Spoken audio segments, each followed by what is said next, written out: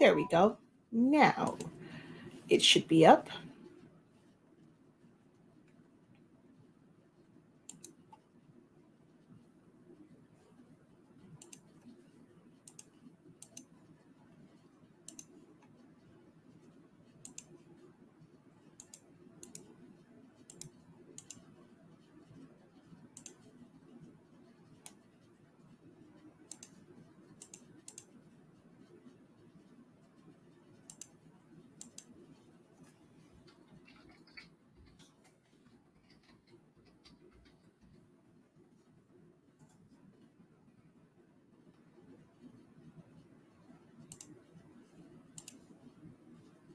Oh, what? Seriously?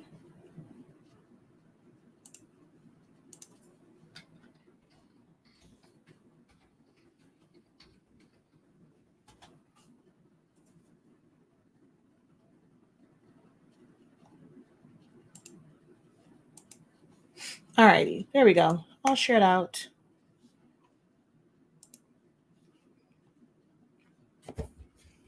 Hello, everyone. Incredible greetings. Incredible greetings. It is Monday. I spent the majority of my Monday morning and afternoon live over on TikTok just being me. Like, it wasn't necessarily like teaching, although we got some questions over there. And I think I'm going to end up doing that more to where it's just like literally like just Shakia. Not Shakia the professor, just Shakia. So spend some time over there. But of course, I could not not come on this platform today. So here I am. All right. And my chair is not even in here. I'm in the process of finally, because this weekend it was a hotmess.com in here because I had a bunch of designs I had to do back to back to back to back to back to back to back to back to back to back. So yeah, got the majority of this area cleaned up, and I just, however long you guys are actually active, I'm not going to force you guys to be active to ask questions or anything like that. But I didn't want to not go live over here either. So the moment we have too much of a long break in silence, we'll go ahead and end this particular live video. But I'm here, how are you guys this weekend? What did you guys accomplish? What did you learn new this weekend? What did you work on this past weekend? Did you open a new machine, get to new software, work on a new design? So let me know what all you guys did this weekend. And then, of course, I'm here to help if you have any questions about things that you experienced over the weekend. Even if you think like you figured out the answer for it, maybe something where it's like an easier way to do it or a different answer. So feel free to post those questions as well. All right. So if you don't know who I am Shakia, the professor of HS Inc. 365. We are the home of the Honestly Speaking brand of products. We carry sublimation paper. So if you are a sublimation enthusiast, someone that's looking to get into sublimation and that whole process, we are able to help and assist with learning how to design for sublimation, learning how to utilize the printers, troubleshoot them, and then actually print them out and apply them to your sublimation ready substrates. We also assist with regular prints from just printers for stickers, labels, invitations, party favors, centerpieces.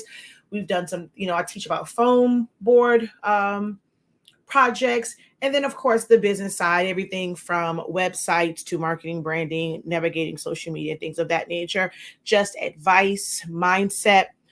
These are all the things and some of the content that you receive over on our platforms.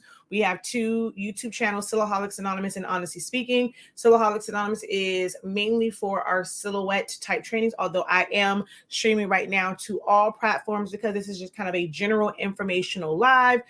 So I'm streaming to all platforms, but Silaholics Anonymous is where you will learn techniques and strategies and tips and tutorials and classes on using Silhouette Studio, as well as the Cameo machines. And then honestly speaking, is pretty much for everything else, everything from sublimation, full-on demos. When I'm working on orders, you'll find that content over there. So check that out.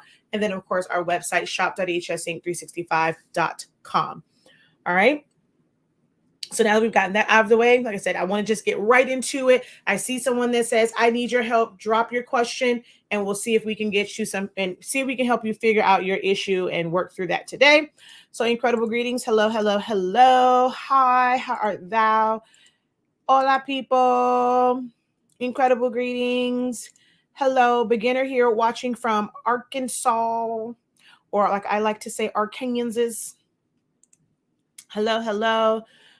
Just caught a little bit of that. Incredible greetings. Hey, hey, hey.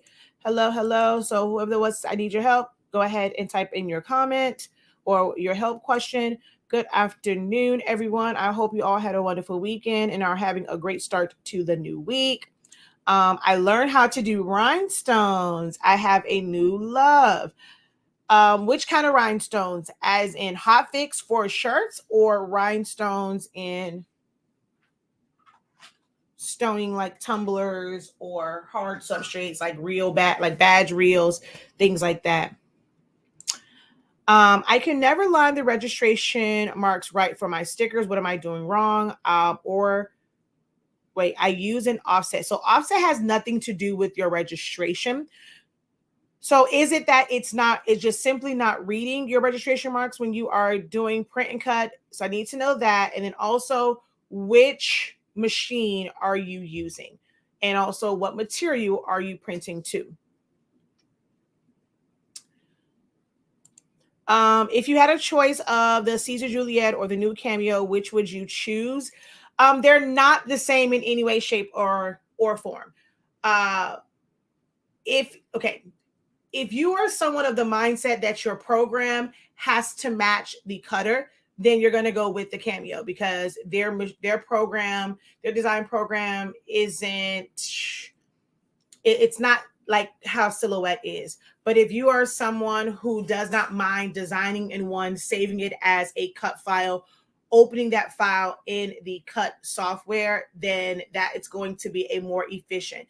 The Caesar machines are a more efficient cutting type of machine. Now, I have not tested the print and cut.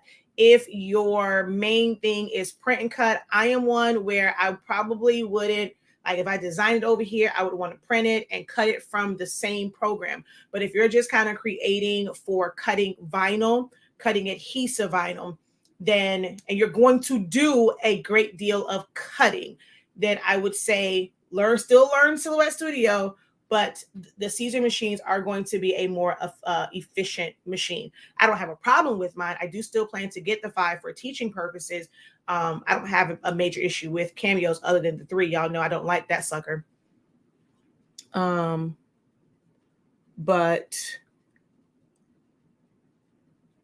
yeah, okay. So let's see. I worked on edit points, cropping and modifying based on your vectorizing live training from this weekend. Awesome. Hello, frustrated.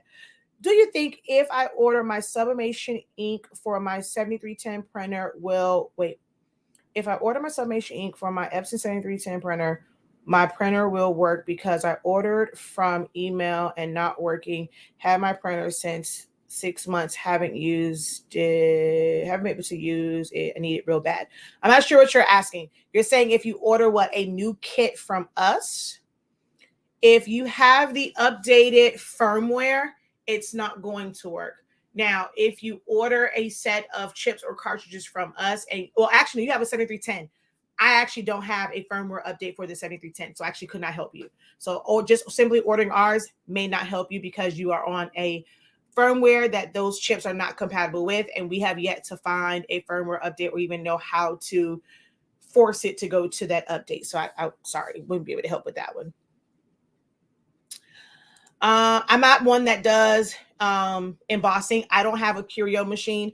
I don't really do a lot of card making to do embossing, so I've never done that. And on the Cameo, you cannot, like on all the other Cameos, you cannot emboss. How do I determine when my print box is almost depleted? Your print box? Do you mean your maintenance box that the ink goes into? Also, which printer do you have?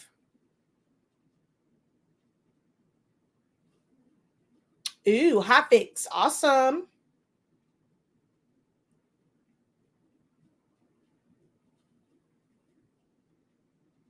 So it's not that it's no good, it's just that you won't be able to use third party ones. So it's more expensive. You would have to purchase Epson cartridges to harvest the chips off of it.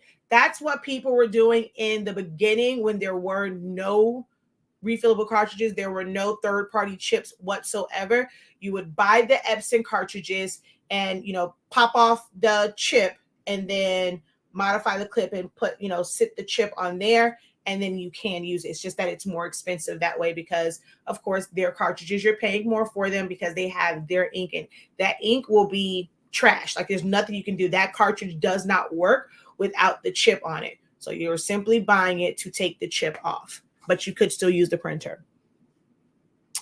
All right, so it will tell you when it's low. It will tell you. So you're just looking at the indicator on there. It's not like the cartridges where it's full of ink and as it goes down, it's losing ink. Theirs is like more so judging space.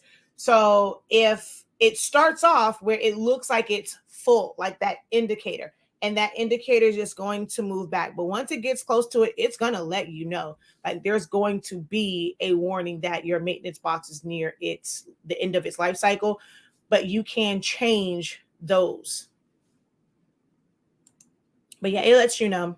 Unless you are doing a whole lot of print head cleanings, like you're constantly doing print head cleanings, that maintenance box is not going to fill up fast. Okay, it's not cutting right. I don't think it's reading the registration marks. I use sticker paper. Again, that's not really helping me. So what do you mean it's not cutting right? Is it off? When it go, like, is it glossy sticker paper? Is it matte? When you're saying it's not cutting right, is it not cutting all the way through? Are your cuts off? Is it off by a lot? Let me see what else. Are you using a mat? What size paper? These are all things that play a role in it.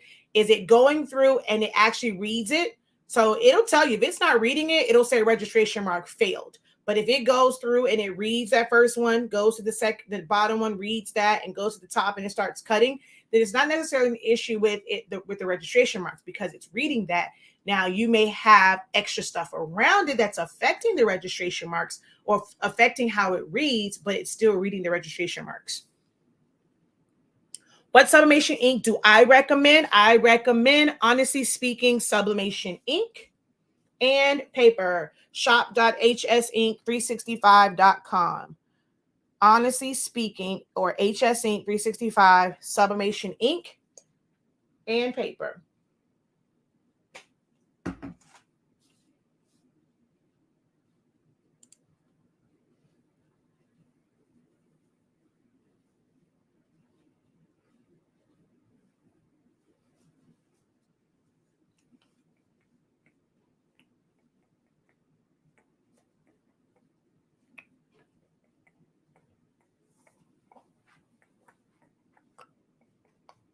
Yes, we have a video. So if you go to so on YouTube, if you type in honestly speaking Epson chips, so type in that, you'll see the video where I show how to take the chip off and how to modify the clip because you got to kind of cut some pieces off to sit the Epson chip on there.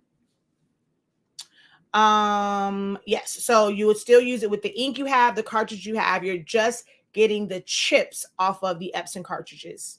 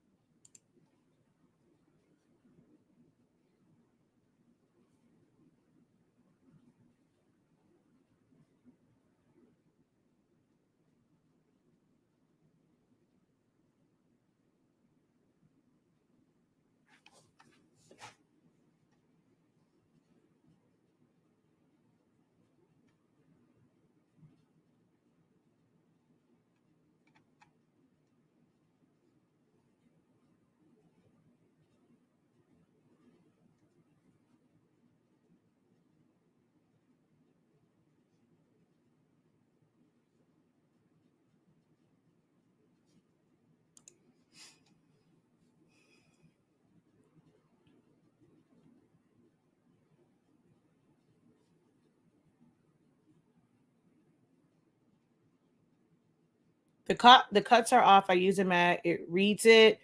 Okay, so only thing I'll go through when it comes to print and cut, and you can look and see if this is anything that's wrong with yours. I also have a very, very detailed print and cut video where I go over all this. You can try these things and see if that improves it. So just give me a moment. Is that because the chips are no longer, so the chips are only single use. If you were able to use chips, let's say you were using them, and eventually a chip said cartridge not recognized, that chip is only a single use. The chips are like a countdown counter. They hold a certain number of prints. Once you are printing, the printer does not know how much actual ink is in the cartridge. The chip is what controls that level.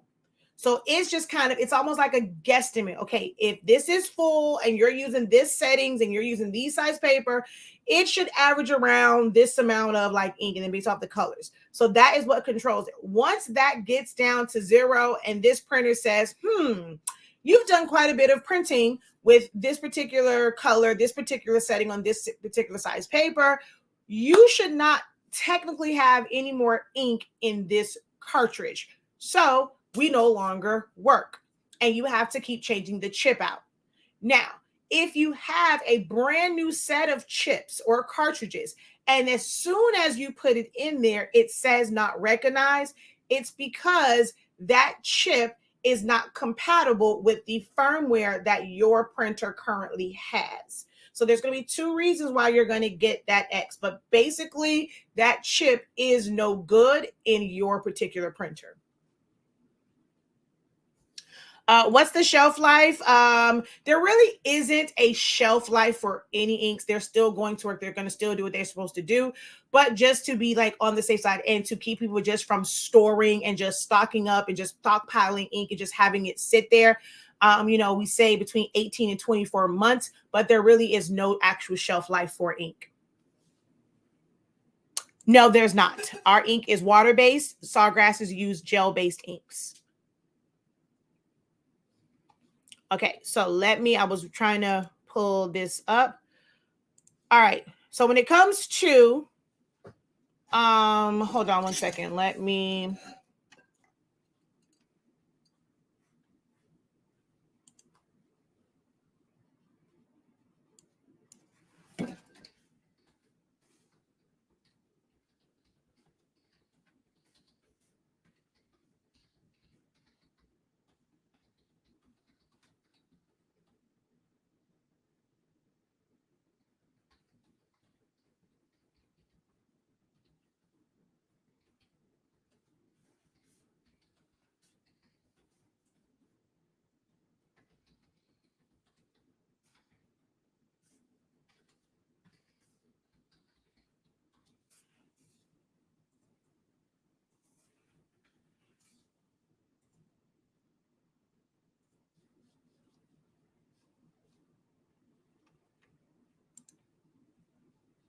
okay, so we have that at the bottom. Okay, if you were doing print and cuts, key thing is, of course, your machine is set to Cameo. You have your mat set, and your page size must match whatever paper you are using. If your paper is 8.5 by 11, it needs to say 8.5 by 11. It cannot be set to A2, A4, A3, whatever all these different A's are. It must be set to that. If you're using these A4, A5, whatever, you need to come on here and you need to choose. You need to choose the A4, A3, But if you're using 11 by 17, you type that in. 12 by 18, you type that in. Your paper size must match the media, whether it is sticker paper, regular paper, vellum, like it must match the exact size. If your paper is smaller and you have a 6 by 13 inch paper, you need to put 6 by 13 on there. Once you do that, you're going to come over to your registration marks. You're going to turn that on. Automatically take your thickness all the way up. It does not change anything. All it does is help. I don't understand the purpose of even having this option where it's not the thickest and the darkest version ever.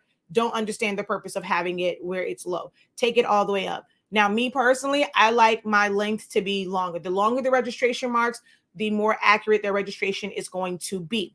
So I personally don't go past 0.625.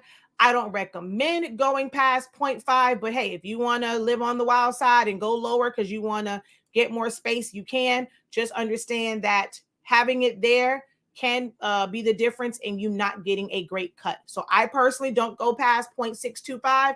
My recommendation is not to go past 0.5.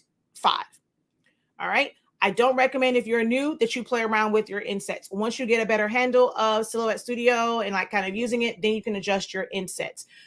Your bottom inset is going to be the major one, especially if you are using a small format printer that only prints 8.5 inches wide, because not all of them are borderless. And if you take your inset down too far, when it prints out, you're not going to see a full L. It's going to be cut off, and that is going to affect your registration. It may still register, but the cuts are going to be off. Once you have your design here, you cannot, under any circumstances, have any part of the colored design in the hash mark area. Now, at the top, it does not matter because that has nothing to do with registration. That only has to do with whether or not it's going to cut. But in this area right here, where those hash marks are, up in here, even if it's like the tip of it, technically, the eye has no business looking in that area. But if anything is in that area, it will affect your registration and your cuts will be off. So in any of the hash mark areas, you cannot absolutely, under any circumstances, have anything in any of these restrictive areas. Even if it's right here on the edge, that's going to affect how it registers. Okay. And then it comes down to your cut settings. I personally do not use any of their standard ones because you don't know what paper they use to actually test it. It's best for you to do your own testing to see how deep it needs to be. You want the lowest possible settings. So if you're using something that's really thin, like sticker paper or like vinyl, but you have it dialed all the way up to like a blade of 7, a force of 15, 20, things like that, it's cutting too deep. And when it nicks the mat, it's going to knock off the cut. So you have to find the ideal setting. Can I give you an ideal setting? No, because I don't know the condition of your blade. I don't know the condition of your mat. I don't know the material that you are cutting to.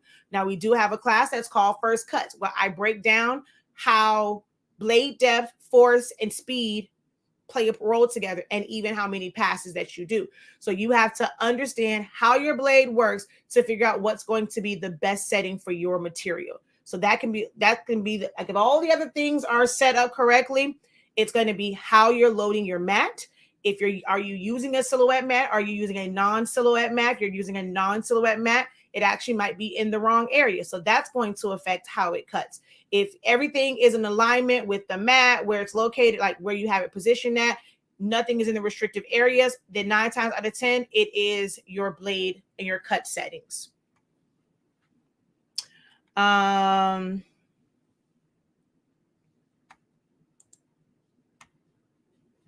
So technically, they last how long they're supposed to last, as standard. Most third-party cartridges are actually rated for XL.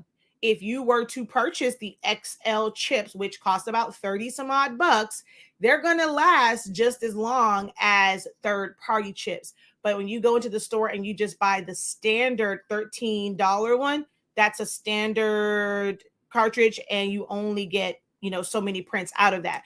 If you are someone that does a lot of premium matte, so it's not that it doesn't last long. Most people are trying to use that premium matte. Premium matte use 4 times the amount of ink as plain paper.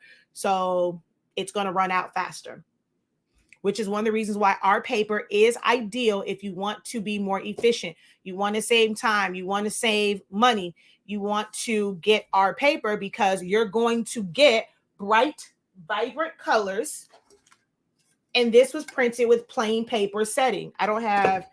Oh, well, I have this one. So it's messed up on the end, but it's plain paper setting. I don't think I have any shirts in here. So my grandmother's rag, plain paper setting, and the saturation, the colors are amazing. So you don't have to use premium matte, which is going to use 4 times the amount of ink. Um,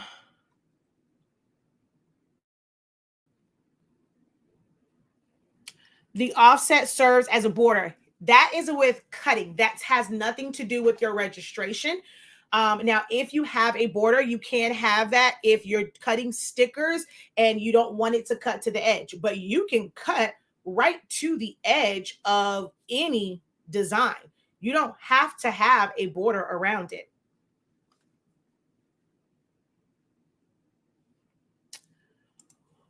What's the best way to promote your business when you're just starting out? Is it having a website? A website has nothing to do with promotion. A website is, well, it depends. So if you have an e-commerce site, that's not promoting your business. You have to send traffic there. Actually, even once you have a website, that's not promotion. That is where you would send people to so that they can see all the information about your business, see what your company offers. What are your operating hours? How do they contact you to see reviews, things like that? That has nothing to do with promoting. You, in your promotion, you are sending people to your website so that you don't have to verbalize it to every single person, because then your mouth is going to get tired. It's just going to get tired of that. So your website is a universal way for people to know about your business, and you don't have to sit up there talking about it all the time. They can visit that, they can see what you're about, see what you offer. If you have an e-commerce site, there's a difference between a website and a selling, like your e-commerce site.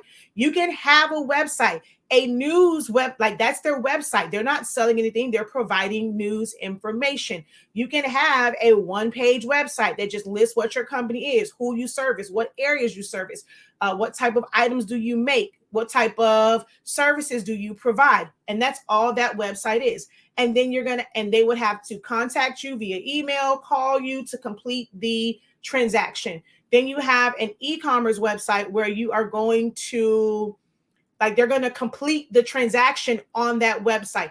There's no exchange of money or Zelle numbers or Cash App or whatever. Everything is done on here, and it'll give you a list of like things that you need. Like you'll have your list of like open orders, and you'll see if they're fulfilled and all that, and it kind of helps you stay organized. But that has nothing to do with promotion. Promotion is how you get it, how you get the word out there. So whether you're going to use social media for it, and you're going to consistently post, you're going to take effective pictures and not just these like just random type pictures.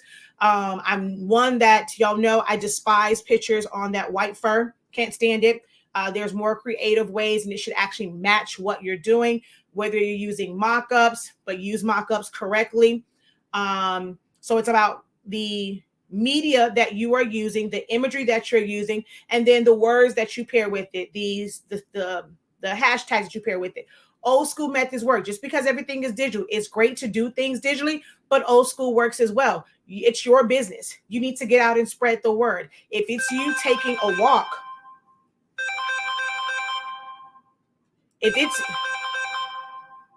the school, if it's you taking a walk around your neighborhood, wearing your, like, you be your own billboard, you have a shirt with your brand, put everything that you do on the back. When you're going into the store, having conversation, like it's a conversation piece, striking up conversations with people, going to the schools, going to local businesses, going uh, getting involved in your city, in your like your actual city, your county, going to the town hall meetings, going to the crime watch meetings, like where people are who are going to need your services or products. Go where they are at locally.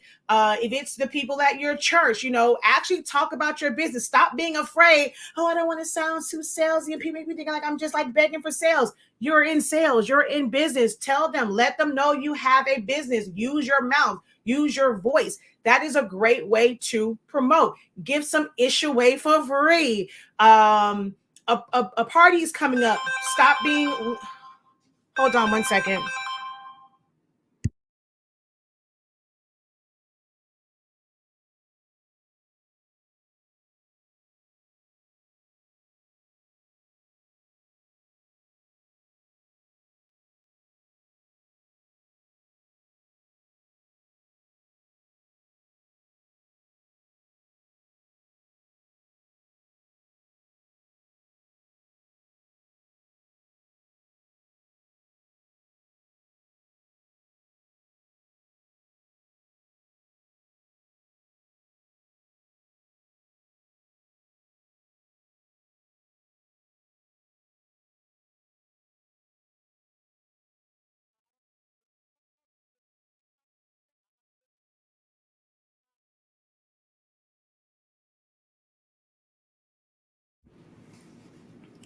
What was I saying? But yeah, you're going to have to actually utilize your voice and let people know what your business is and what it is that you do. Do you have to do live videos like I do? No. Live videos help because I have thousands of people who ask me questions all the time. So this just makes it easier to disseminate this, like to distribute this information to those who need it. So I do live videos and I'm comfortable with it. I'm more of a visual and audio type person, like how I learn better versus like reading. Don't get me wrong, I like to read, but I like to read for entertainment. When it comes to certain things, I like to physically like see it and see how it's done. So I chose to do that for others and give them a visual representation rather than just kind of do like a written blog with just still pictures. So you just have to figure out what's going to work best for you. Where is your audience? Oh, I know I was saying like give some things away for free. If you have a event coming up, instead of going out to purchase something, if it's like for a baby shower, make some stuff. A lot of times these baby showers are going to open them up in front of people. Ooh, oh my gosh, like this is amazing. This is wonderful. You're on your regular job. Take your cups and things like that and let them know what it is that you do. That is promoting your business. Creating actual printed media. Business cards still work. Flyers still work. Brochures still work. Social media is great, but those are still some tried and true methods.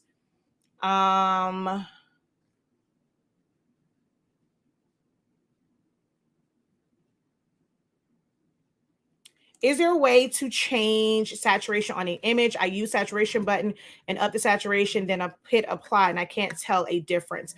You can't tell a difference what on the screen or when it's printed out. And you're trying to up the saturation for what's missing, where you feel as if saturation will actually help. Because if what you're trying to accomplish, saturation isn't the right tool, then you're not going to see a difference. What wide format printer do I suggest for what? For sublimation? The only ones that I recommend at this current time is the 16600, 16650, which are $1,000 and $1,300 respectively, or the F570, which is about $2,200, $2,500. Those are the large or wide format printers that I currently recommend. Epson ET 16600, 16650, or F570. Hi, watching one of your old videos on how to push air. If you have any questions, let me know. Incredible greetings. Hey. How do I get the cartridge to move freely over the paper towel? You have to go to, in the beginning, it's one of the first steps to go to settings, maintenance, ink cartridge replacement. If you just simply open it, it's not going to unlock it. So you cannot skip that first part that tells you to go to settings, maintenance, ink cartridge replacement. No, you can definitely ask your questions. That's what this is for. What is the correct way to use a mock-up? Meaning your design actually is the right size. I see so many people who have like these humongous mock-ups, using them where it's like clean backgrounds. If you're going to use mock-ups, try and use like the same shirts. If your site's going to be full of mock-ups, one thing I cannot stand is a site that has like a mixture of mock-ups and then regular images, like all on the same page, like the same like home screen. It's like a mix of them. Either use all mock-ups on like as far as your main picture, and you can have what's called like lifestyle pictures or like other pictures like as not the main one. Like when they click on that product, they can filter through the images, but that main one should be nice and clean. That's me. Don't want to sound too salesy, then you don't want to have a business. Plain and simple. You don't want a business. If you don't want to sound salesy, you don't want a business, because that is what business is. I take my cup wherever I go. Perfect. I don't answer DMs. You have to either post it in the group, or you can book a one-on-one session or ask the question on these platforms. About my Cameo 4 cutting in the center of the HTV. Are you able to tell me how to correct this? That's something where in the group would actually be the best place to post that question so that I can actually see a picture, like see your design page, how you have it set up. Let me see where it's actually cutting at, because just saying it's cutting in the center of the HTV, I have no idea what that means. First time here, Crafty Me. Well, welcome. Hopefully it will not be your last. Not sure you're on YouTube, so I'm not sure what you normally search to where it kind of put us on your timeline, but we are glad to have you here. I am Shakia the Professor. My company is HS Inc. 365. It is abbreviation of Honestly Speaking, as in HS for Honestly Speaking, and then the Inc. is there. So HS Inc. and 365 is because if you are someone that does sublimation, we have the most efficient sublimation paper on the market. No one else is going to give you the specs that we have when it comes to the paper. Everybody else, you're going to see 400 degrees, 60 seconds, people talking about using premium presentation mat. We literally advertise the most efficient paper on the market when it comes to sublimation. You don't have to use premium presentation paper mat or any high ink setting. You can get great saturation, great colors, just using plain paper setting. Also, our paper allows you to sublimate as low as 365 degrees on a flat bed press as fast as 30 seconds. We've done tons and tons and tons and tons of demos. I don't have the heat press on right now to do a demo right now. But even with this, like this is glitter cardstock, and this was pressed in 30 seconds. So you get amazing colors with our products. Oh, here's something that was fabric and that was pressed. So 30 seconds. It's a graduation stole. So you can check that out. We also have the ink for the printers, 140 milliliter bottles. They are keyed for eco tanks. However, we also sell syringes and needles where you can fill up your cartridges with this ink. If you have an F570, although our ink is absolutely fabulous, we highly recommend that you stick with the Epson ink because that is actually formulated to match that color profile in their firmware for you to get colors that are going to be accurate and not have to play around with like settings and things like that and profiles and whatnot. So we recommend that you do continue to use the Epson ink. However, you can utilize our paper. The rolls are on pre-sale right now. You can go over there and order that. But you also can still use sheets with those printers also. We also teach Silhouette Studio and designing. We also teach business and a little bit of Photoshop.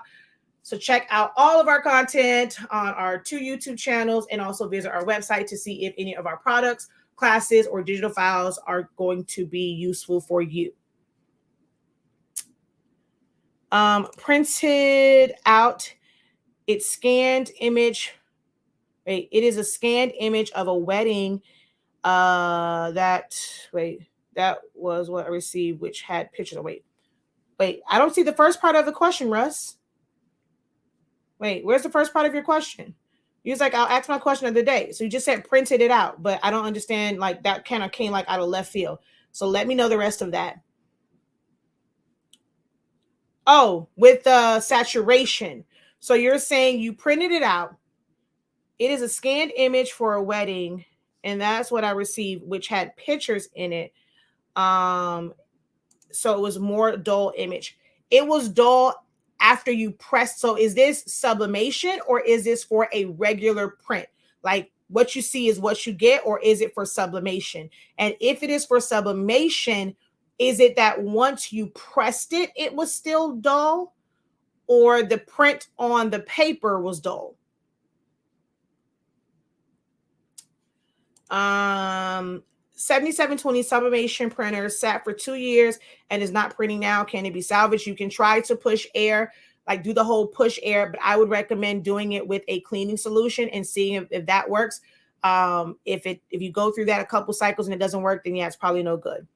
But I know of people who had one sit and they'll just do the push air with the cleaning solution, and then they'll push air to push the ink through it, and they'll just do a couple of those cycles. Did you create the turning tumbler mock-up I seen in one of your lives? If so, where'd you get? No, so I use Mug Animator. Mug Animator is what I use for that. Okay, after you subbed it on the mug, it was still dull. So saturation is not going to help it not be dull. Like it will make colors like, I mean, it can somewhat help, but it's not just saturation. So, like, let's say someone sends me a picture and it's kind of washed out, or there is like a shadow on it. You're using not from your print settings saturation.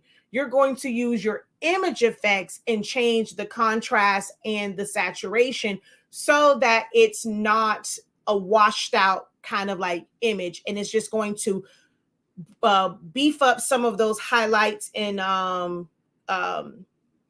like shadows and things of that nature. So you're doing that from image effects. If you're using Silhouette Studio, or if you're using Photoshop, you're going to go in and change your levels. That's when you're editing and altering the picture to make it appear better. But your print settings saturation, you're not going to see any difference.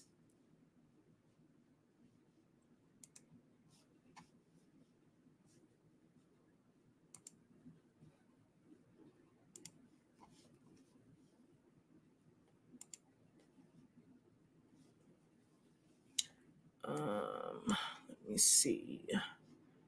Okay, here is a good image here.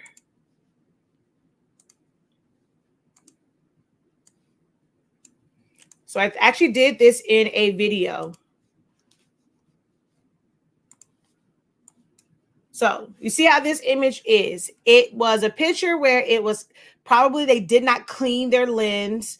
Also, it has like wherever she was sitting at, it has a light shining on one side.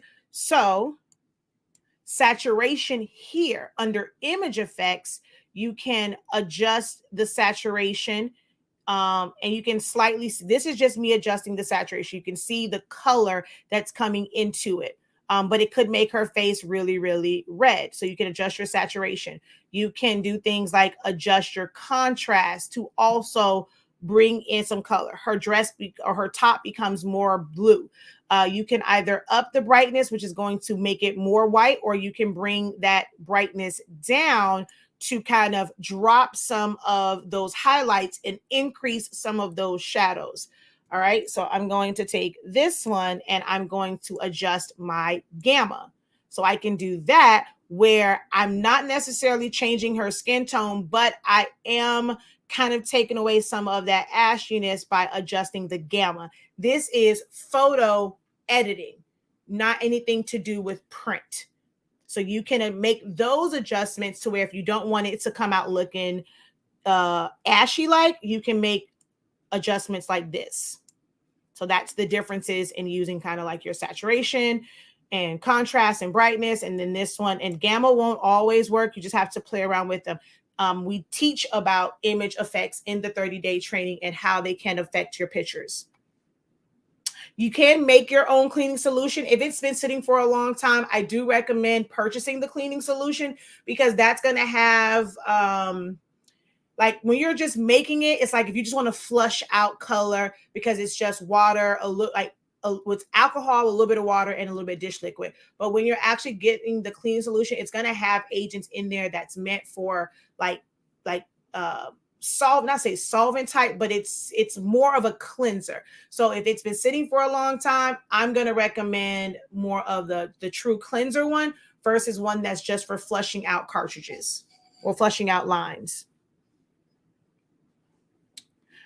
Okay, so how to scan? You just go to the Epson. You're going to go to your settings. You're going to go to your apps, and you're going to go to Epson Scan 2. Epson Scan 2. It's going to bring this up, and you're going to hit scan. You're going to put your print, you're going to put your image on the scan bed, and you're going to scan it. That's it.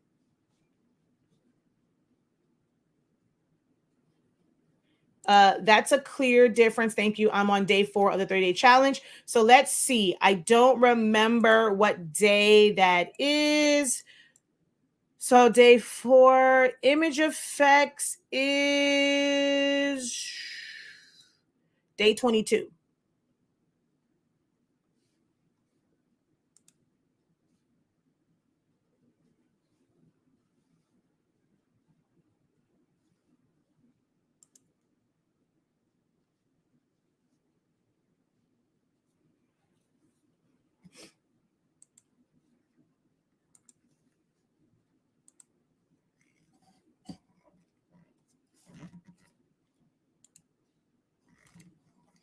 If you guys are finding this information helpful, please don't be like, just kind of come over here and take and get all this good information. Make sure that you guys help the broadcast. Help me continue to grow. If you like these types of setups where you are literally getting your questions answered instantaneously live in real time, I need your support, guys. I need to know that these are worth it. Like, it's bad enough, contrary to what people believe, because I'm on YouTube, not really getting paid. I have videos where if you don't hit 1,000 views on it, it's like you're virtually not getting paid for that, like for that time. So I can be on a video for 2 hours, and if I don't hit 1,000, depending on how that advertiser like bids on it, I literally have that video up there and I'm not going to get paid until it hits 1,000 views. But what also helps is just the engagement, like for them to push out my content so that people can see it. So when you like, when you comment, when you share, when you tag a friend, all of that helps the engagement on my content. And it's what motivates me to keep going, because when I go and I look at my analytics and it's looking real shabby, I'm like, what am I doing this for? I am giving you guys over 20 years of knowledge and expertise, and you are benefiting from it, and I don't benefit from it at all. So a lot of people that use our information about printers, I'm helping you set it up, yet you're still using somebody else's ink. You're still using somebody else's paper. You still took somebody else's class, but you come over here for the free content. I'm not saying that's everybody, but my numbers don't lie. Hey, it is what it is. So if you guys could show some love, show some support. If you use the product, let someone know, hey, if you're starting out, this is a great product to use. Recommend us to people. Continue to like, share, comment, and tag a friend. Let's see. First time here, and I am a beginner. This is definitely for beginners. My Epson 2720, the colors are off, and it's printing lines through my design. Do you know what that would be? Of course I know what that will be, but I do have a question. When you say it's printing lines, so some people will say lines, but it's not really like lines. So these are like lines, because those are banding lines. Like these are, wait, where it is. These are lines. Oh, it's this way. These are lines, right? What some people are getting, they are straight, like it's making a line of dots. Are you getting banding lines, or are you getting lines of dots? And I'm going to come back to it. I just did a video. I have a full video on why, but I love breaking down the inks. So I'm going to do that. So stick around, don't leave, and I will tell you why your colors are off.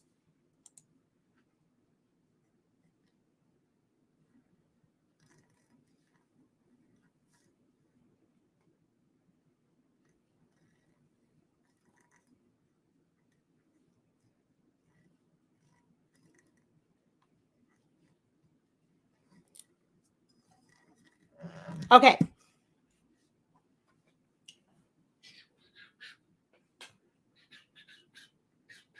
Hey, where's my ink? I just did the demo.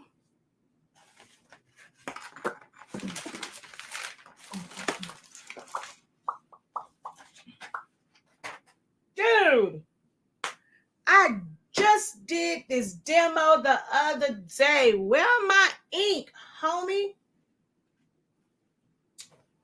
Seriously? Now, I just did this demo the other day.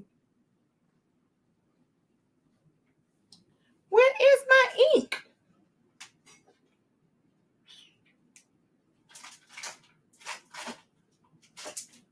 I mean, this ain't the one I want. I mean, you can't, like, the yellow ink, like, normally really makes people see the difference. Where is my yellow dye ink? Where art thou, Herlo? See. I just had this sucker on my demo the other day. What did I do with it?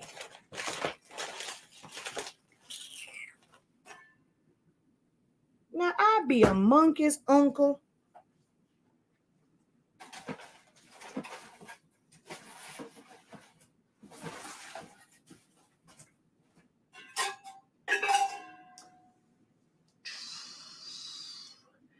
Okay, did it fall somewhere?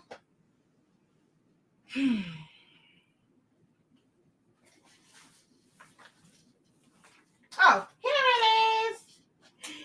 Here we go. Here we go. Here we go. Okay, hold on. Cause your girl a little ashy. I can't be. Why y'all ain't tell me I was a little bit ashy holding my hands up? No, that's not the one. I'm looking for dye ink. No, those are our inks. No, I'm looking for the dye ink. Okay.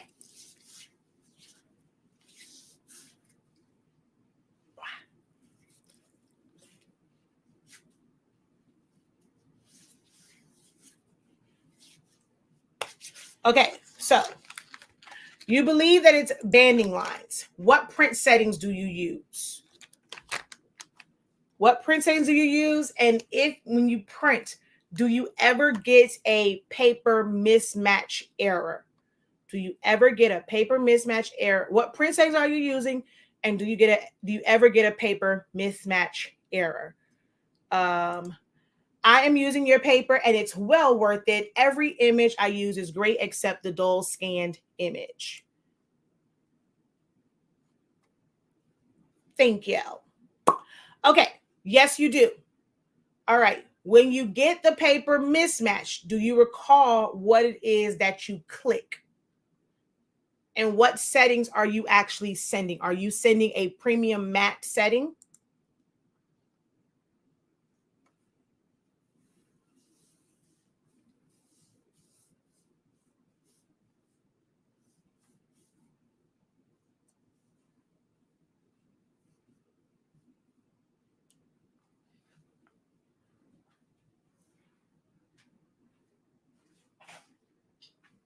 Hold on, I'm coming right back.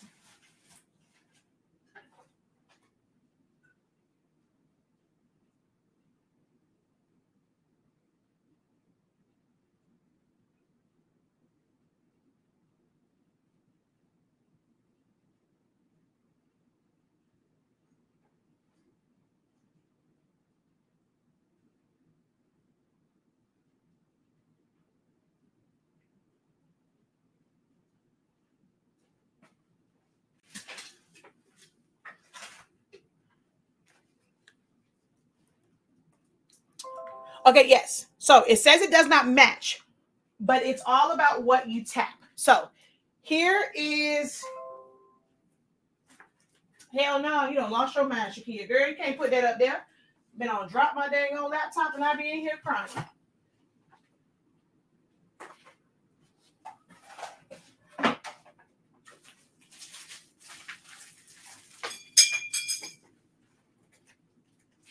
Okay, so here is, she's trying to see if it will do it now. Here is what's happening, right? When you are doing that. Printers come defaulted. Oh, wait, first, hold on. I gotta make sure y'all are ready to receive this. Okay. So I'll give you an opportunity to get pen and paper or write down this number. We are at 55 minutes and 37 seconds. So I'm going to start at around like by the time I get done with this, around like 57 minutes. So you can go back on YouTube, go to YouTube at the 57-inch mark. And that's where, if you need to like come back to write it down, 57 minutes is the mark that you're going to go to. So maybe start around like 56 and 30 seconds. Okay. What I need for y'all to do right now, hashtag TPTM. I need y'all to run it up, run it up, run it up, run it up, run it up, run it up. Put it a couple times. TPTM, TPTM. Hashtag TPTM. That stands for the professor taught me. Okay. Need y'all to run it up. Run it up, run it up, run it up, run it up, run it up, run it up, run it up, run it up. And I need you to write down 57 seconds. Y'all got like 30 seconds to write TPTM. I'm going to start it right at 57 seconds. Okay. Thank you, thank you, thank you, thank you, thank you, thank you, thank you, thank you, thank you, thank you for putting it twice. Run it up, run it up, run it up, run it up, run it up, run it up. Yes, yes, yes, yes, yes, yes. All right, cool beats. So, I'm waiting because I want y'all to go right to 57 seconds. 57 minutes. 57 minutes. 57 minutes. There we go. All right. So when you have any printer, it is going to come in the default setting. When you're looking at your settings, there is a paper type, there is a size, like for the size, paper size, and there's paper type. Okay. The default is always going to be 8.5 by 11 set to plain paper. 8.5 by 11 set to plain paper. Okay. That is the default. No matter which printer it is, even if your printer prints 13 by 19 on an Epson printer, the default is going to be plain paper, 8.5 by 11. If you change that from 8.5 by 11 to 8.5 by 14, but still leave it at plain paper, it is still going to trigger a paper mismatch. If you change it to 11 by 17, it is going to trigger a paper mismatch. If you change the setting to it's still an 8.5 by 11, but you change that to premium matte, it is going to trigger a paper mismatch. When that paper mismatch comes up, it's going to ask you, do you want to print this under these settings? The settings, okay, so this is for all of the, I don't have a 15,000 or the 16,600. Well, the 16,600, I know it's like the workforce printer, because that one's different. But like all of the small format ones, and I believe the 15,000 is that way as well. It's going to say, and also like the 7310, 7210, it's going to say, do you want to send it as this setting? Whatever, it'll say 8.5 by 11 plain paper. No, because that's not what you're sending it as. So you're going to do whatever it says for you to select no. Then it's going to say load the paper. On my workforce, it asks you like which setting you're going to send it as. But they can either say send it as this setting, or it'll just say, okay, load the proper paper. Once you do that, even though you're printing on the same, like you can print on glossy paper, sublimation paper, whoever, whatever. When you do that and you say no, and now it's telling you to print, it's then going to switch to that setting. So if you had it set to premium matte, and when it asks you that paper mismatch and you just hit yes, you are telling it to still send as plain paper standard. Plain paper standard is the lowest possible setting, print setting.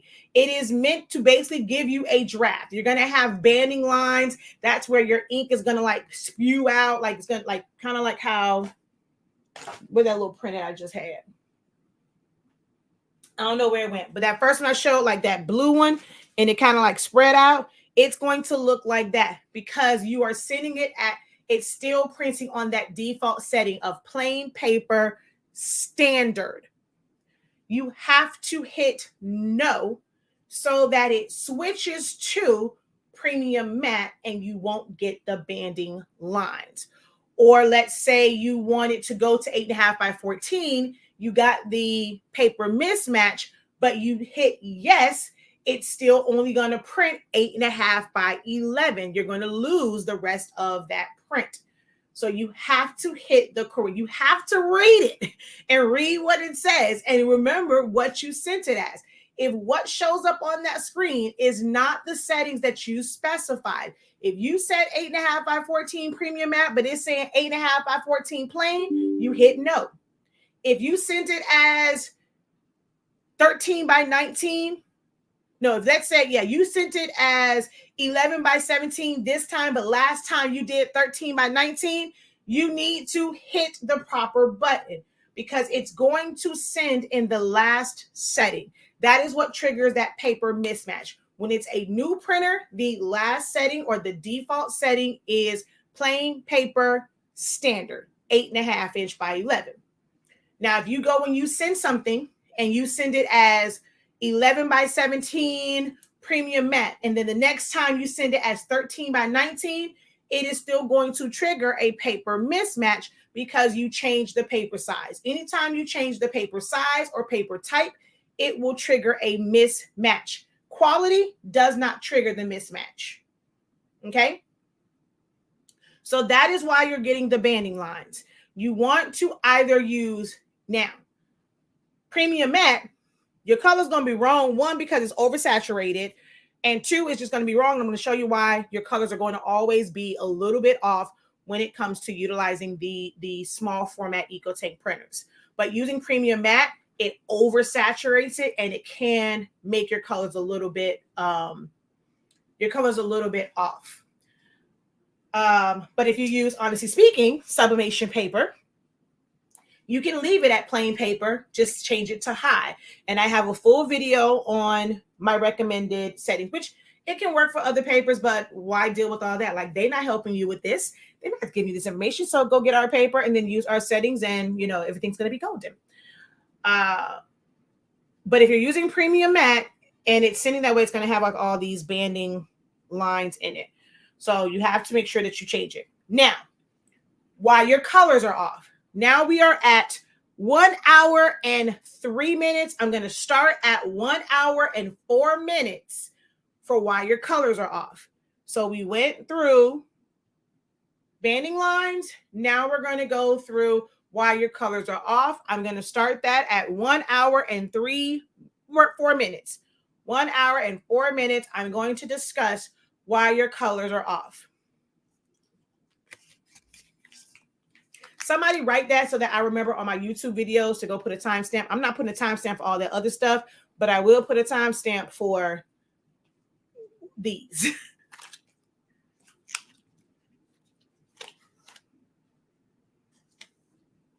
Ooh, child. The edges is not edging, child. Ooh, Lord, we're going to push this wig back, honey. Okay, 4 minutes. Okay. Epson EcoTank printers. Every Epson EcoTank printer, even the ones that cost $800, meaning the $85.50. Every Epson EcoTank printer, except, so when they ask me what do I recommend, these are why, except the 16600 and 16650 printer. Every one except 16600, 16650, which are about $1,000 to $1,300 respectively. They use dye-based inks. All the other printers, 16600, 16650, and workforce printers use pigmented ink. All the other ones use dye-based ink. 16600, 16650, workforce, artisan 1430, and then like there's some others. They use Epson calls it Epson Durabright ink. If it's not Epson Durabright ink that it uses, it's dye-based ink. Do we see the differences in these two inks? Can you see the differences in these two inks? Food color, this is yellow, but the color definitely looks orange, right? This looks yellow, right? This is a darker ink. I like to call this blackout ink. That's like if you look at the magenta. This is Canon, but it's still dye-based ink. That sucker almost looks black. But if I show you a magenta sublimation or pigment ink, this is pigment ink. It looks pink. It looks magenta. This is sublimation ink. It looks red. It looks pink, magenta. This is pigmented cyan. It looks blue. That looks black, right? It looks really dark. Now, if you put it up to the light, you might see blue. But this is nice, bright blue. Now, this one is a bit darker, but it's still giving blue. And especially if I go like that, it's giving blue and not black, right? So because they are meant to process a lighter, thinner, when I say light, I mean as far as like the consistency and darker ink, when you are putting sublimation ink, which is actually formulated to match pigment ink, your colors are going to be off. You'll never get a good, like you have to really, really have the perfect color code for like grays. They'll come out. Now, if you're, depending on which type of ink, if you're using those brands where the black ink looks brown, looks like rust, your grays are going to come out brown. If you're using an ink like ours that has more of a bluish or purplish undertone, it's going to come out more of a purplish tone. And then the other ones will come out more of a brown tone because of the way their black ink is. It's not about burning it. It's just the way it is because you're using an EcoTank printer. You only get truer colors when you use a printer that uses pigment ink, because that's what this ink is formulated as. I do not care what company it is. Well, some people say, oh, that'll hurt you because all these other companies are making it seem like it's their formula. It's a special formula. We make it. You can use it with EcoTank. The only thing that makes it to where you can use it with an EcoTank is it's easier to pour it into an EcoTank is the nozzle. This is the only reason why people recommend EcoTanks. Oh, you don't have to convert it. You don't have to buy cartridges. You don't have to keep changing and refilling cartridges. So they make it seem like it's the best option, but it is not the best option. Is it going to still sublimate? Yes. If color isn't like a major factor, meaning something like this, your customers don't know what color this is supposed to be. Something like this.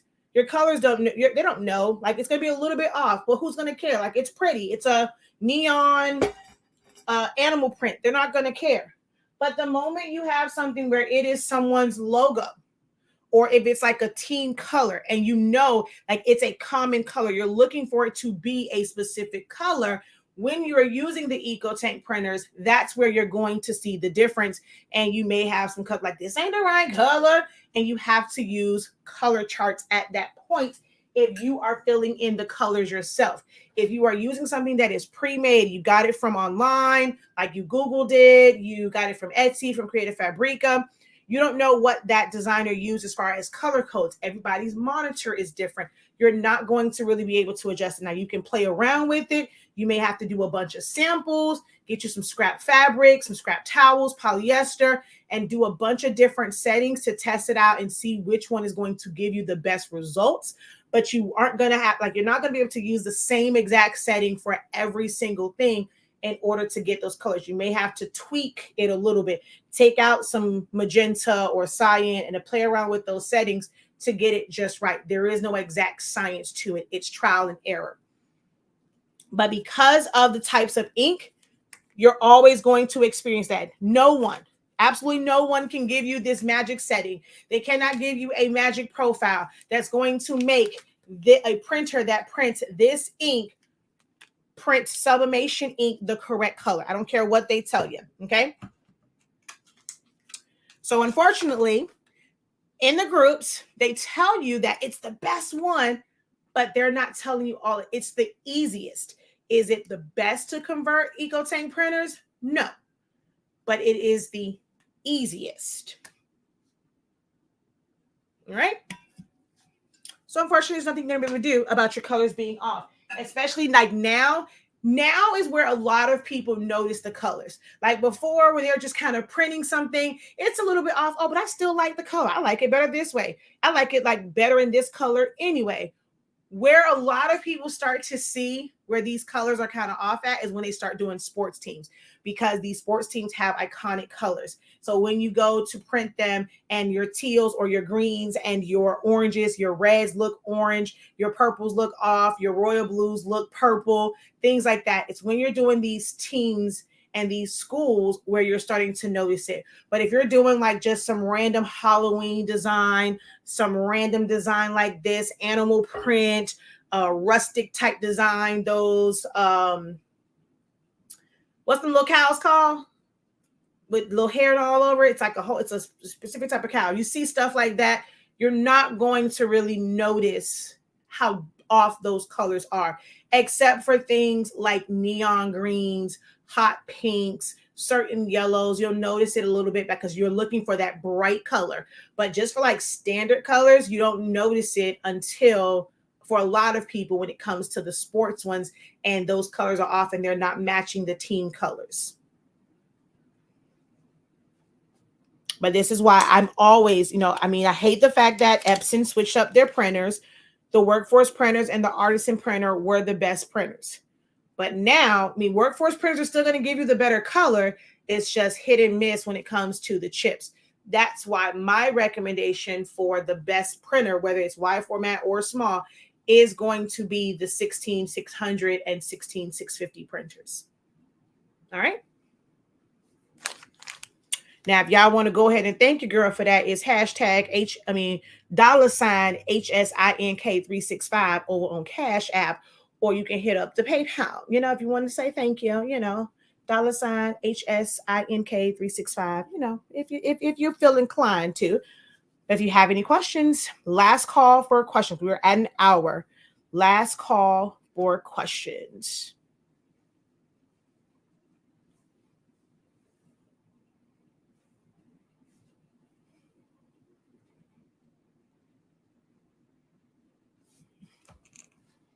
Bongos is stuck in my head. I keep taking my dress in like I'm a dancer. Like I just want to not say, I guess it's not salsa dancer, but like, I don't know. Bongos is stuck in my head. So my feet and stuff are moving and my bottom half is moving because Cardi B and Meg Stallion bongos is stuck in my head.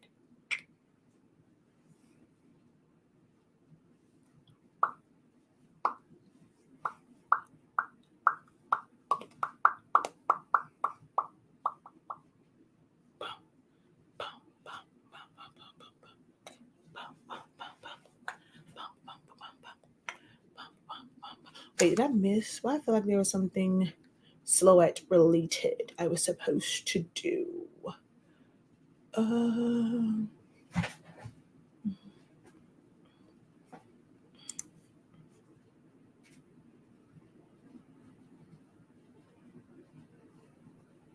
yeah, okay, so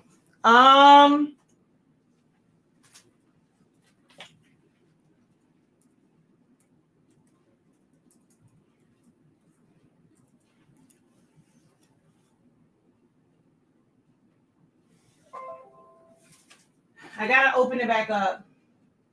But it's probably settings that really mean nothing.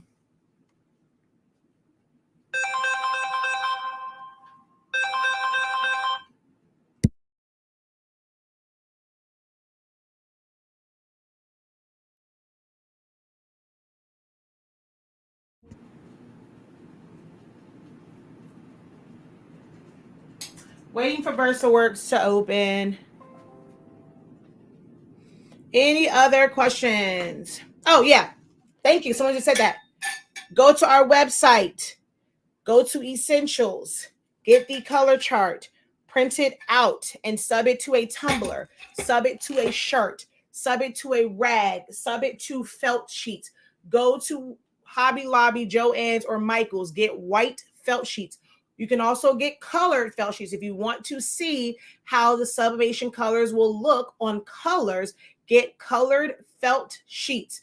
Felt sheets are polyester. You're going to see some that's going to say made from plastic bottles. That's all polyester is, which is why you get that line that melts into it. Polyester is nothing but it's man-made. It's synthetic. A lot of stuff is made from plastics. So that's what the felt sheets are. Get those pressure color charts to them. We have them preset up to print to 8.5 by 11. It's like an 8.5 by 10 inch size to go right onto the felt sheets. Print that out and that will be your reference. So I recommend that everybody have color charts. I have color charts for sublimation. I have my color chart printed out for my Roland BN20. I have my color chart on one for DTF. I have color charts for everything that I print to. So you plug in the codes whenever you are designing. So when I'm designing and I'm typing out, honestly speaking, and I want it to be a specific color, I'm going to look at this chart. This code says that this color is 00FFCC. I'm going to click on that element. I'm going to go to my color settings, no matter which program you're using, and I'm going to go to that hex code. I'm going to put in 00FFCC. And I know no matter what it looks like on the screen, when it prints out and I sublimate it, it's going to be this particular color. Did you get any training when you first got yours? I didn't, and it's been learned as I go. You have to remember that I've been doing this for 20 years. A lot of these machines are self-explanatory. They are pretty much the same. So I didn't get any official training on it, but I've also been using different printers and things for over 20 years. So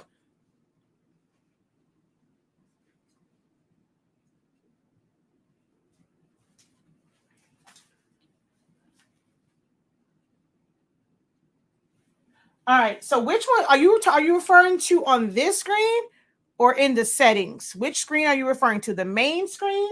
And you're saying what's down here, or like if you were to click on something, let's just go to my stickers. So here is your settings. It is your, oh, come on. Dang it. Oh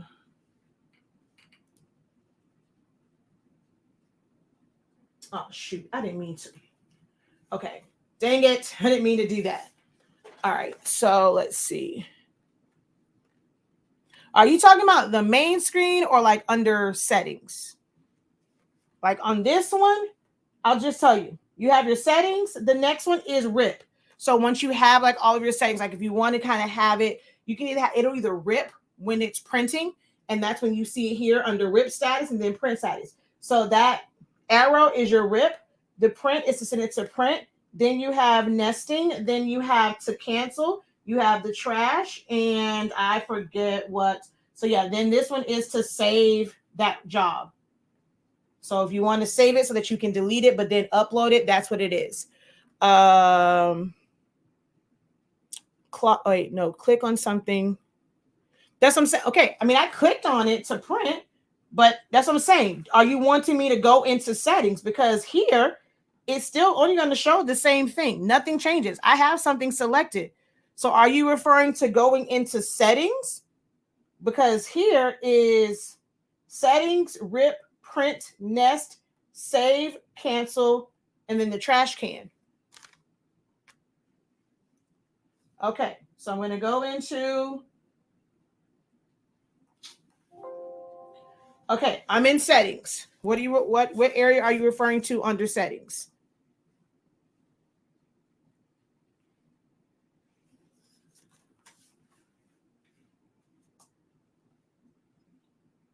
Under media settings, you have the size, scaling, position, print properties. You have quality, color adjustments, file format, mark, printer controls, cut controls, job management, clip and tile, variable data, special color. Okay, so under layout. Okay, I'm on layout. What about layout? Media, like I said, under layout, you have media settings, scaling, position, properties. Okay, what about the scaling? It's either at 100%, that's just going to be as is. If you go fit to media size, you are going to change it. That's what I was saying before. If you have that check and you're going to sell it fit to media size, it's going to change that. I don't have that check. I just leave it at scaling 100%, which means there's no scaling.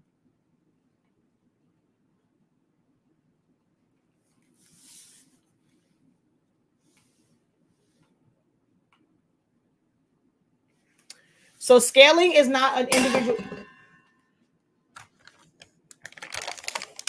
So as soon as you go to layout, oh crap. I'm sorry. My laptop is a true 21-inch screen. I'm sorry. It's huge, or 19-inch screen. The sucker's huge. So when you go to layout, the first one is media settings, scaling, position, and print properties. Scaling is in the middle. You just don't click where it says fit to size. What do you mean, or the design? I'm not sure what you mean.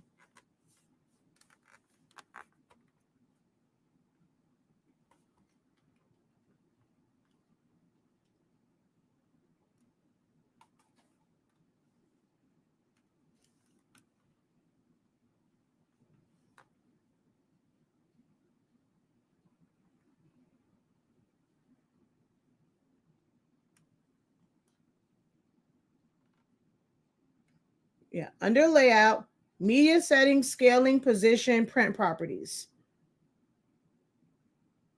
I always think I have to change the size. I always think I have to change. Why? No. Whatever you brought, that's the issue. You're trying to change the size. That's going to come in at whatever size you brought that in as. So you don't touch that. You leave that alone. That's for the actual image. So whether it's one. So like for me, I have mine set to 4 copies. If I were to take that down to 1,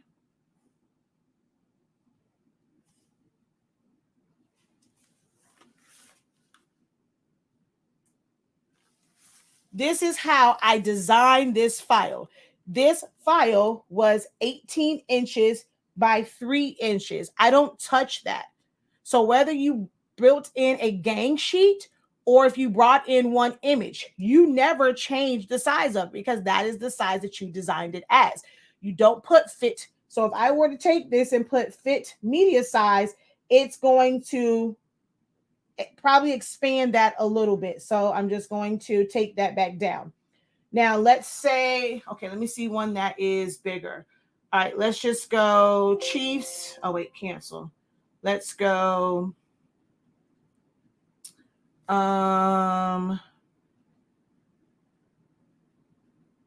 Nope. Okay.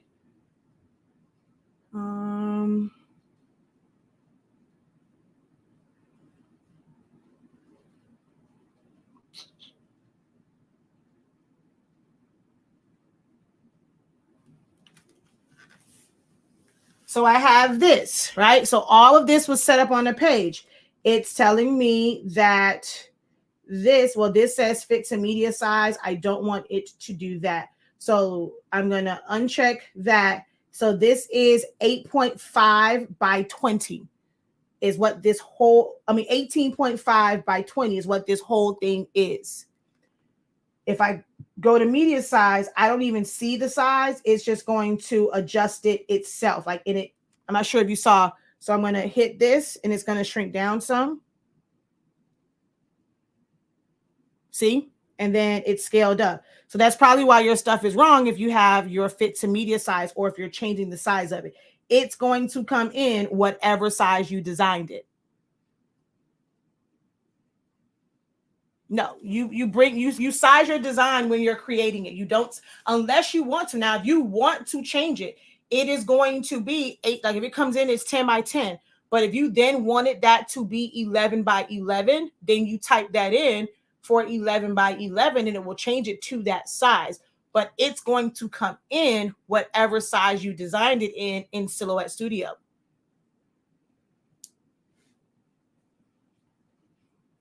It matches whatever size you made the design. It should. Now, now it's like if it doesn't match, did you, like if it was a picture, did you trace and detach? Did you so does it still have a transparent area around it? Did you just do trace outer edge and then just had the cut line? So if you didn't go and remove all of those transparent pixels around it, and I did a video on that about sizing, all that extra is what it's based off of. It's not based off of the image in the middle. So it's probably how you set it up if you feel like it's not the same size. If your box was a certain size, but once it got over here, it printed out like an inch or two smaller, that's because you had an inch or two of extra space around it.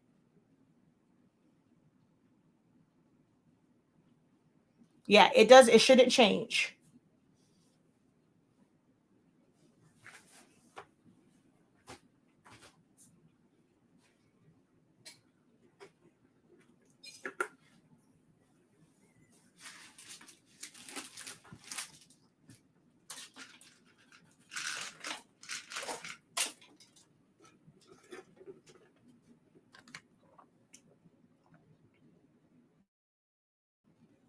You clip the space with the tile selection. No, you should not be doing any of that.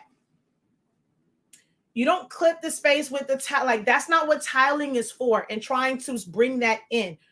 You set all of that up. You have to remember that VersaWorks is just a RIP software. It's going to be based off of whatever you bring it in as. So you set everything up, your size, everything in Silhouette Studio. Or Illustrator or Affinity or Flexi. That is where you will set your size up at, is in those softwares. Once you save it as a PDF or even a JPEG and bring it in, it is going to come in at that exact size. You do not change that unless you want to shrink it or you want to increase the size. So let's say you created a design originally for a large shirt.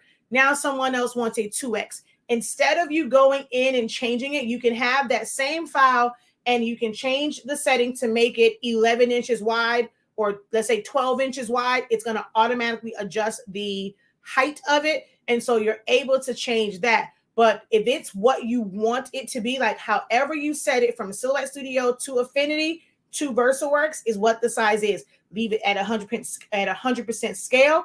Do not click fit to size. Do not change the size of it.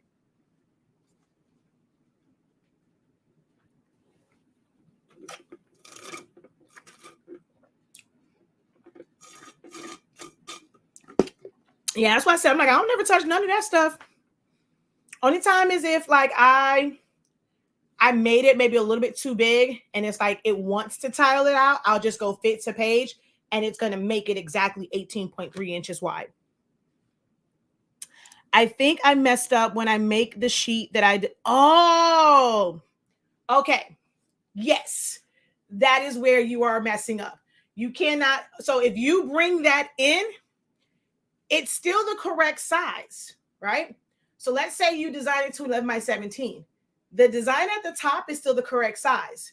What you've now changed is like having all of that extra space, because if you print it out, nothing else is going to print. It's just that it's going to feed out more. Like after it gets done printing, it's going to feed all of that out because the box is that size. So what you're supposed to do is in Silhouette Studio, you make your box the size or maybe like a quarter of an inch bigger than the design. So like if your design is 6.5 by 5, you can make your box. Like I always do 18.3. If I'm doing adhesive vinyl, it's usually 18.3 because that's the whole width of it. But I normally change the height of it. So it'll be, so if it was like 6.5 by 5, I normally always have it at 18.3 or 18.3 for HTV, 18.5 for adhesive vinyl. And then my height, I'll have that be like 5.25. And I'm going to center that, like put it to the top, like put it in there where it fits in there. If I'm doing a single image and I want it to be a single image, then I'm going to make my box like, let's say you can make it where it's like, if your design is 6.5 by 5, you can make your design page 6.5 by 5 and then hit the center to page. It's as long as your design is no bigger than 6.5 by 5, you hit center to page, it's going to be right in there. It's going to hit the very top, the very edges, and then you're going to save that and it will be scaled to size.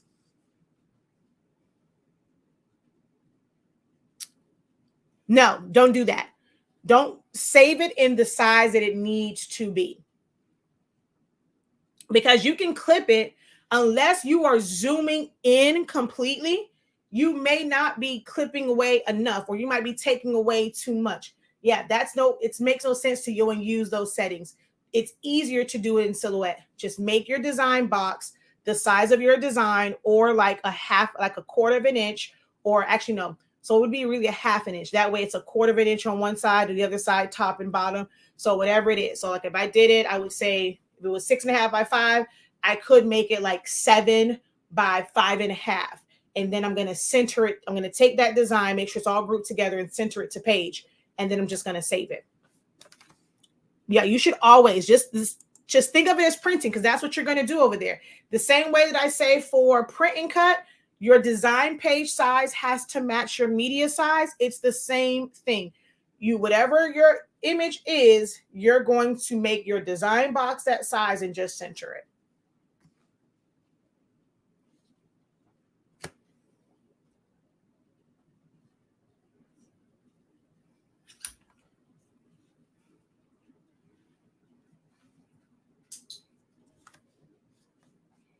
All right. Hopefully this session was helpful for you guys. Make sure that you guys visit our website and check out the ink and paper. So our paper is, honestly speaking, we carry 8.5 by 11, 8.5 by 14.